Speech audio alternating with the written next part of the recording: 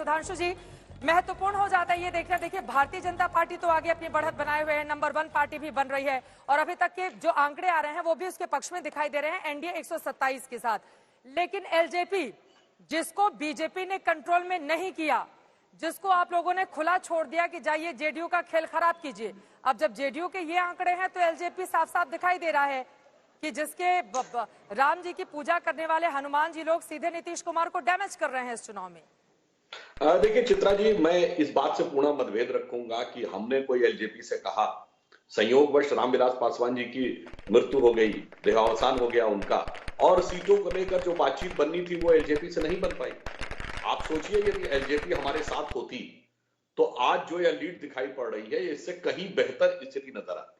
और एक और बात भी है, उसमें सिर्फ अंक गणित नहीं, थोड़ा केमिस्ट्री का भी योग हो जाता तो ये और बेहतर नजर आता। और मैं पहले भी कह चुका हूं आपके कार्यक्रम में कि उसके साथ आप सोचिए कि यह कोरोना का दौर, पहली बार ऐसा कोई मुद्दा है जो बिहार में भी लागू है और अमेरिका में भी लागू है। कभी आपने कल्पना नहीं की होगी कोई ऐसा मुद्दा हो सकता है जो अमेरिका और बिहार दोनों जगह एक साथ लागू हो। उसके बाद अप्रवासी मजदूरों की समस्या, जिसको बिहार में सबसे गंभीरता से सामना करना पड़ा क्योंकि यहां मजदूर सबसे ज्यादा थे, उसके बाद बाढ़ आ गई।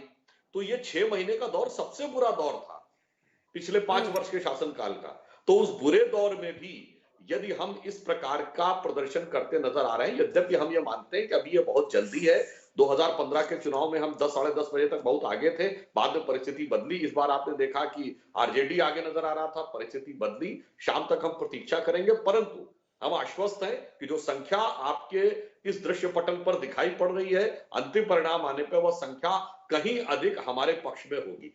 यहां तक कि आपने जो सीटें दिखाई हैं जो 1000 से कम के अंतर पे चल रही है या बहुत ही छोटे मार्जिन पे चल रही है, उसमें भी लगभग वैसा ही आनुपातिक प्रतिनिधित्व दिखाई पड़ रहा है एनडीए और आरजेडी प्लस के बीच में, जो कि आपके लीड्स में दिखाई पड़ रहा। तो ऐसा नहीं लगता किसी एक पार्टी को ही फायदा मिल रहा है 1000 या 500 की बढ़त का। इसलिए हम ये उम्मीद करते हैं कि जो ट्रेंड दिख रहा है ये आगे और बेहतर ढंग से एनडीए के पक्ष में आगे आएगा।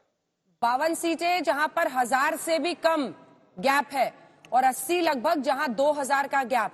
रागिनी जी, अभी भी तस्वीर साफ नहीं है, लेकिन आगे है एनडीए रुझानों के मुताबिक। चलिए, अभी जितनी तस्वीर आई है उसी पर चर्चा कर रहे हैं हम लोग, उसी पर आपकी प्रतिक्रिया चाहूंगी, क्योंकि पिक्चर वाकई प्रभु चावला जी सही कह रहे हैं कि पिक्चर अभी शुरू हुई है।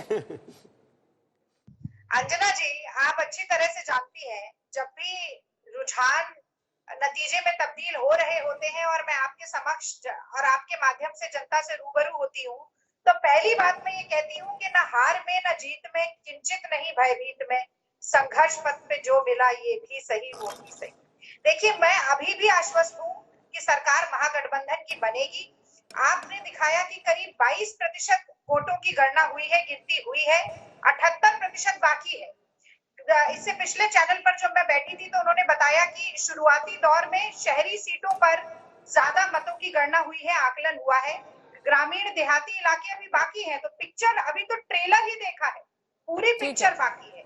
थोड़ा सा संयम, थोड़ा सा धैर्य, जैसे जैसे शाम होगी रुझान नतीजे में परिवर्तित होंगे जरूर, लेकिन महागठबंधन के पक्ष में। एक बात सुधांशु जी की बात डॉक्टर उदित राज, ये ट्रेलर देख के घबरा क्यों गए?